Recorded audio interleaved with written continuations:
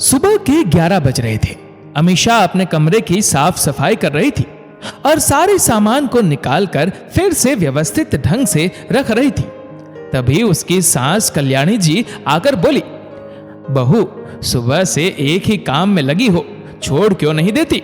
शाम होते होते थक जाओगी, फिर कहोगी मम्मी जी अब रात का खाना मुझसे नहीं बन पाएगा, सर्दी का मौसम आ गया है, मैं भी ये सब नहीं करूंगी, पहले कह देती हूं।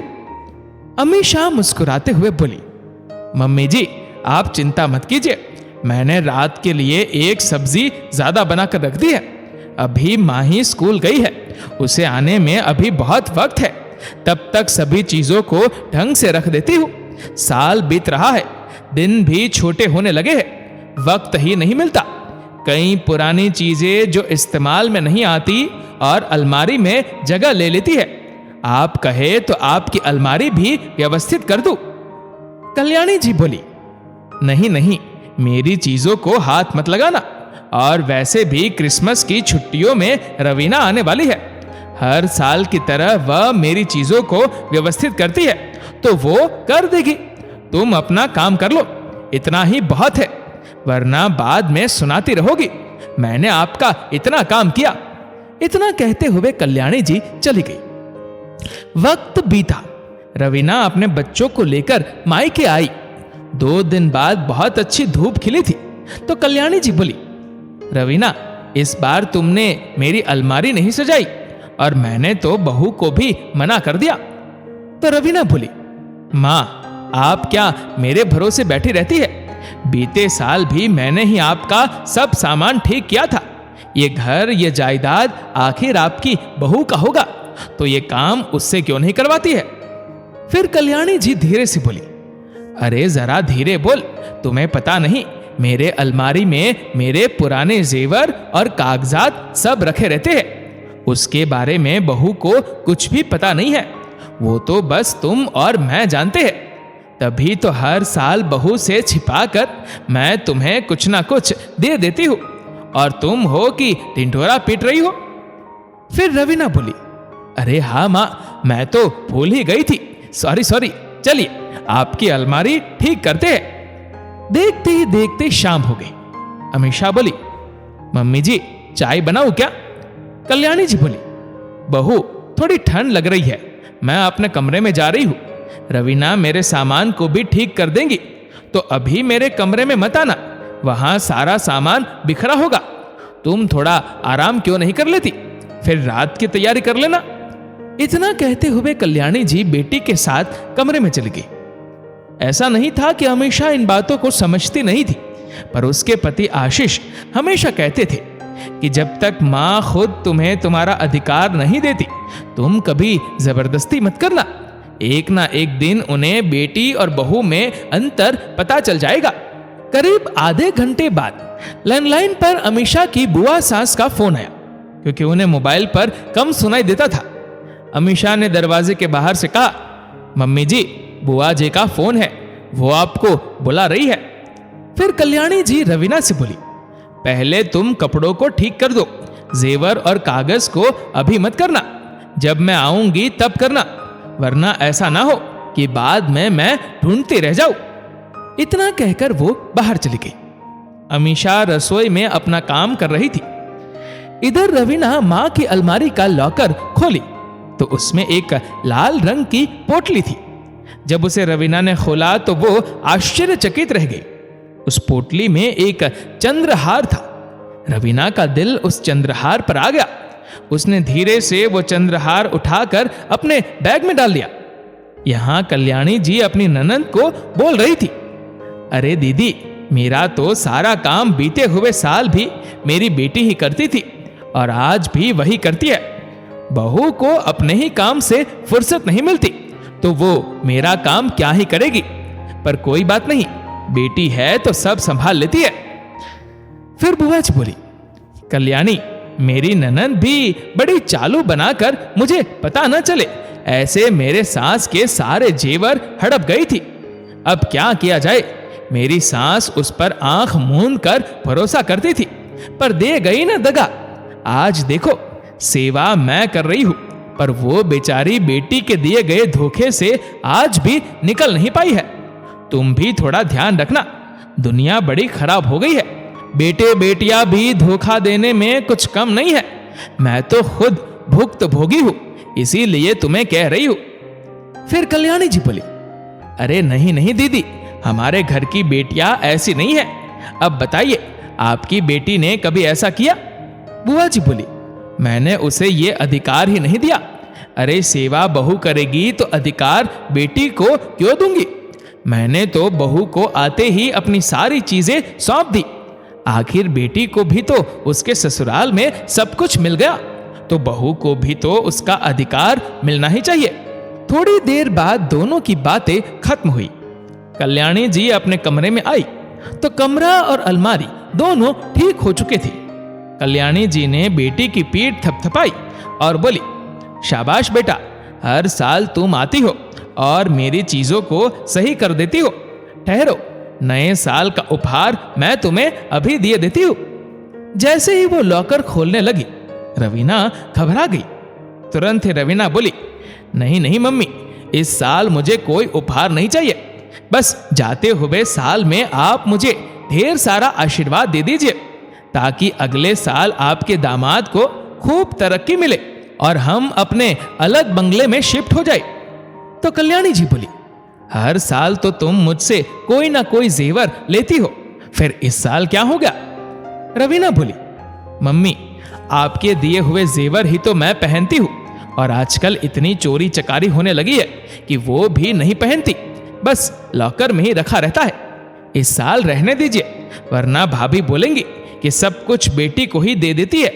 चलिए, शाम हो गई है, भाभी चाय पर हमारा इंतजार कर रही होंगी। इतना कहते हुए वो माँ को लेकर कमरे से निकल गई और रवीना जाने की तैयारी करने लगी।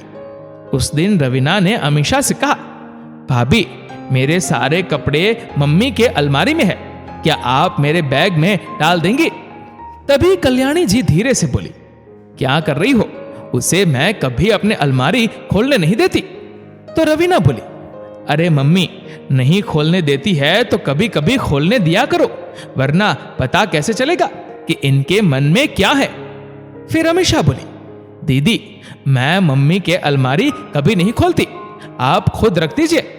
तो रवीना बोली, क्या भाभी, मैंने मम्मी के सारे काम कर दिए, आप मेरी इतनी भी मदद नहीं कर सकती? फिर ना चाहते हुए भी अमीषा ने अलमारी खोली और सामने जो भी रवीना के कपड़े थे उसे बैग में डालकर बाहर रख दिए।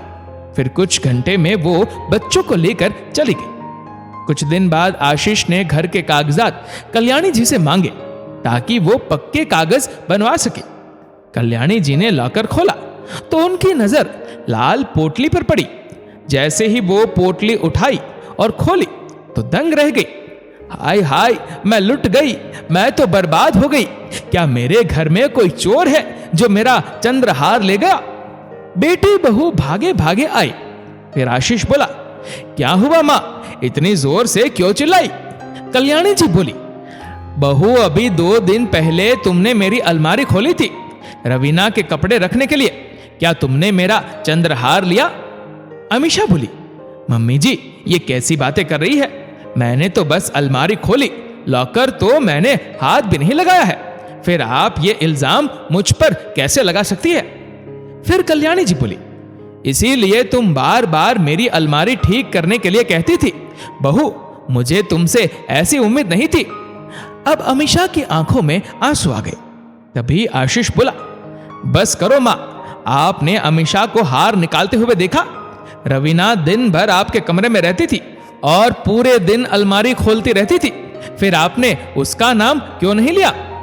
कल्याणी जी बोली, वो तो मेरी बेटी है, ऐसा कैसे कर सकती है?